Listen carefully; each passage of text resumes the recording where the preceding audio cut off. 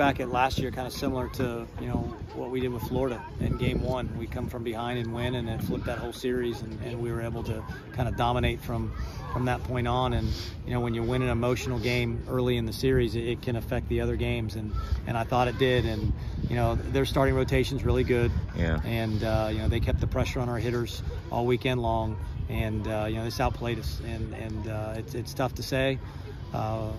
But they outplayed us, and we certainly didn't deserve to win. Did that surprise you? What surprised you the most in the way your team performed this weekend, or didn't perform? Well, you know what?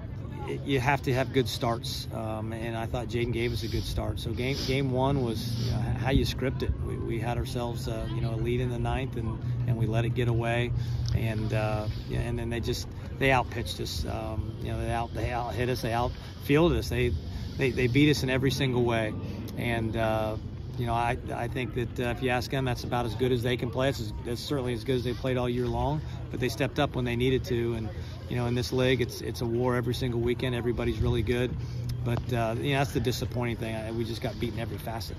You've got older players on this team, guys like Connor and Ben, and Nolan, guys who have been playing. How much are you going to kind of lean on them right now to kind of get the message straight? Yeah, that's what you have to do. And anytime you have issues on your team, you rely on your upperclassmen, and that's what we've talked about. Is the upperclassmen, they've been here, they've got a lot of pride, they've had a lot of success here. So you rely on your upperclassmen to kind of lead you. So we'll see on Tuesday, and that's the important thing. We'll have an off day tomorrow, and then we've got to come out and be a different team on Tuesday, be the team that we're capable of being, and being the team that we've been at certain points this year, and hopefully get some momentum going into the weekend to go on the road to Auburn. About to say, you go on the weekend after 2 straight weekends, always tough in the conference, but in some, I don't know, some strange way you think that might help galvanize the team maybe a little bit. At least that's what you're hoping for. Yeah, it can turn around really quick. When you've got a veteran team, when you've got a talented team like we do, it can turn around really quickly. And that has to start on Tuesday. We need to come out and be the aggressors on Tuesday. We were not the aggressors this weekend. They took it to us. We need to make ssure that we're the aggressors on Tuesday, and hopefully that can carry into the weekend.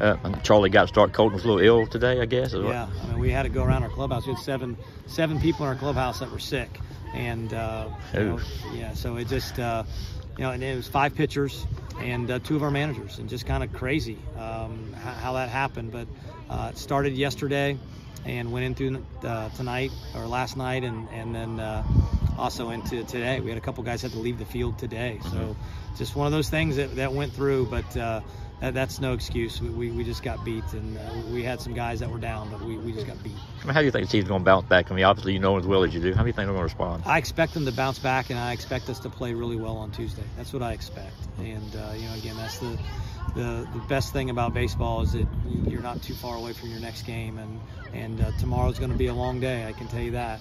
But we have to flip the page and just get ready to play on Tuesday, and hopefully get ready to play a really good road series at Auburn.